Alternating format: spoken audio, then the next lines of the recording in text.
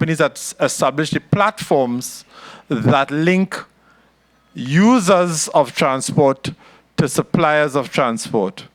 My own opinion about the TNCs is that I support TNCs but not PH.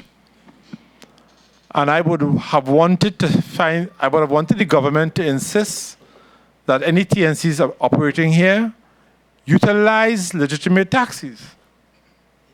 That's all they had to do. And I am very sure that the taxi associations would have been able to link with them and partner with them in such a way that they could have operated without running afoul of the regulations. But the problem with Uber in particular, and I don't want to step on any toes, but they tend to be a little renegade in every market they're in. And they tend to believe that they don't have to comply at all. But there's absolutely no reason why TNCs can't operate in our country with legitimate, bona fide, authorized, certified taxis and drivers. Absolutely no reason. And we should be insisting that they do, even the ones that are locally generated, and there are some good ones, but we should still insist that they are authorized. Anyhow, Cecil had a question, and then Mark afterwards. Cecil. Okay. I'm on. The question of supply and demand is usually the reason.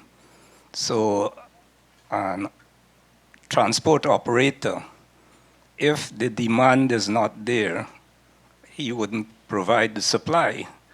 So like I live in Maracas Valley up inside, and if you need to get out, there is no real public transport. There might be a few private taxis and PH and so on.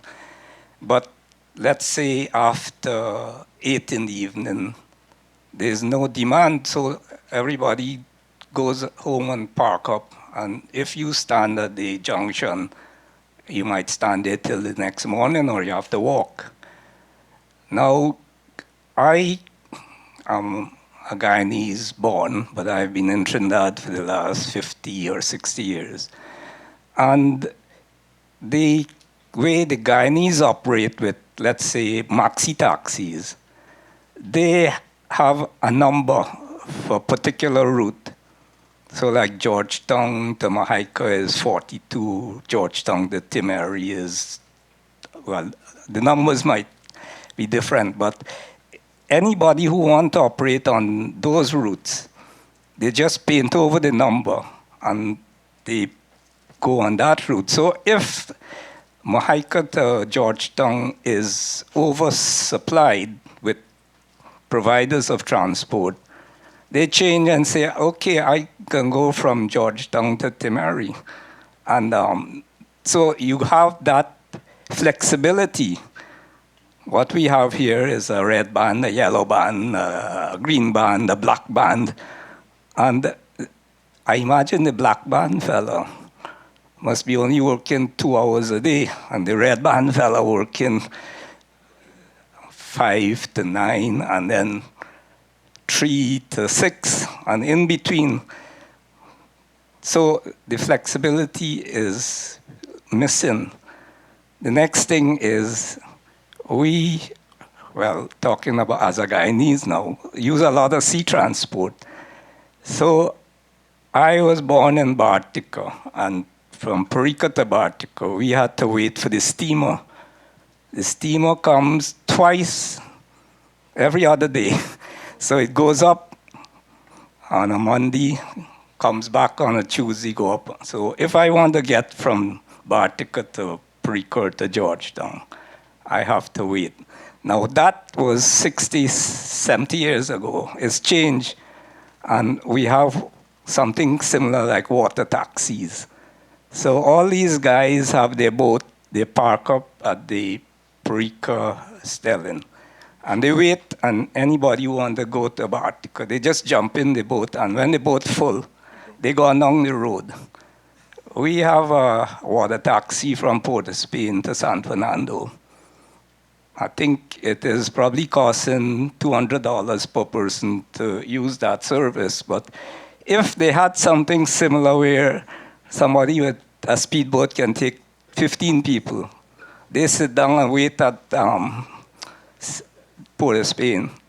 When they fill up, they go on down San Fernando, and the other way around. When they fill up, they come back down. So you have anybody who want to travel anytime, get there, and that's the flexibility. It's the same thing at the Maxi Taxi, QREP everywhere. Point taken, Cecil. And in fact, before Linus answers, So that okay. before Linus answers, we do have a water taxi that does that from Chagaramas to Gasperi, and there are people who take it every day, and it's not subsidized as far as I'm aware by the government, and it don't cost $150 and $200 a passenger. But I know that Linus has a response in terms of the flexibility issue, which is an extremely important issue. All right. The Maxi Taxi system. When you look at the Maxi Taxi system and how it operates with a lot of flexibility compared to, let me say, PTSC. Now, survey will tell you that we transport about 75, a little over 75% of the traveling public, Maxi taxis. Why that is? It operates at no cost to the taxpayers. We're not counting fuel subsidy. That's across the board for everybody. Now, you have a system that operates like this, and you want to know what makes it successful. What drives it? Money. Money drives the system. Whereas you might find a PTSD driver, he goes to work today, he make a trip for the day, but he gets paid. Maxi driver, you don't work, you don't get paid. So money drives the system. And when you talk about, this is what I talk about when you talk about rural transportation. Mr. Hewitt and myself, we went out into the rural areas, looking at how the Maxi Taxi system in Trinidad operates. The color coding is for the whole of Trinidad to benefit from the transportation. Now, if you are just make a Maxi Taxi system where Maxi drivers work any route, anywhere they want, and you didn't color code it, everybody might have want to work Red Band, and then you have a glut and the man in San Fernando have no transportation. So the color coding was basically to spread the transportation throughout Trinidad and Tobago.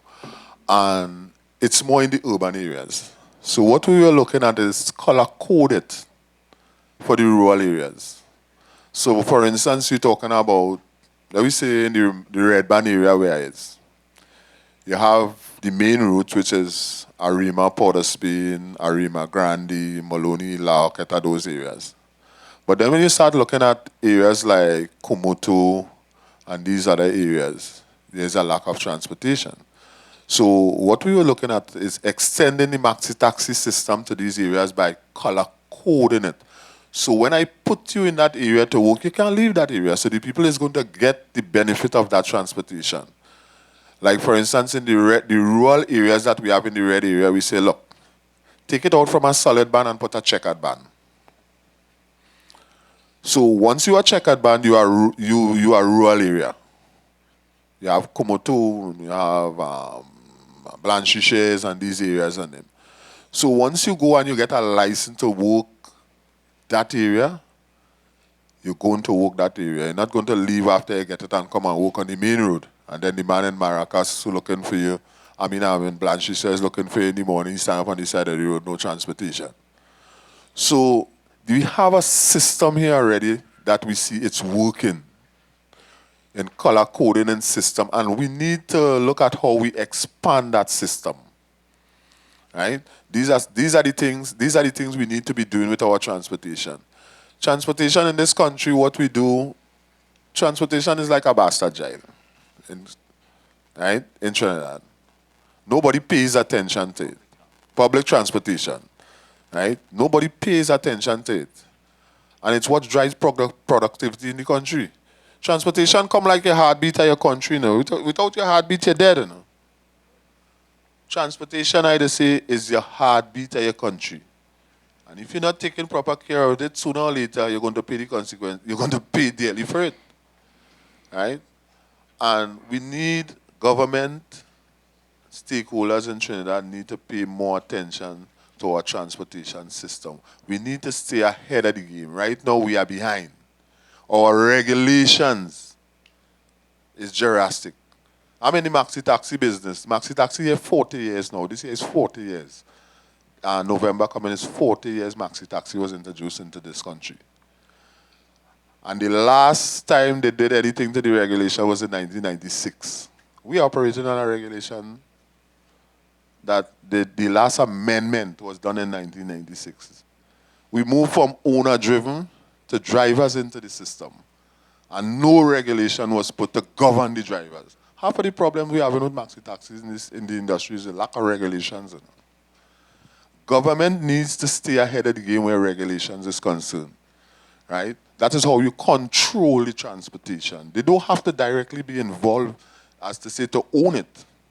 What you do, you control it with regulations. You put the proper regulation in place and the proper framework in place for me, the private citizen, to operate. That is where your control comes. Let me hold on the supply side questions a bit because I want to bring in Ryan. Because if you think about it, our discussion is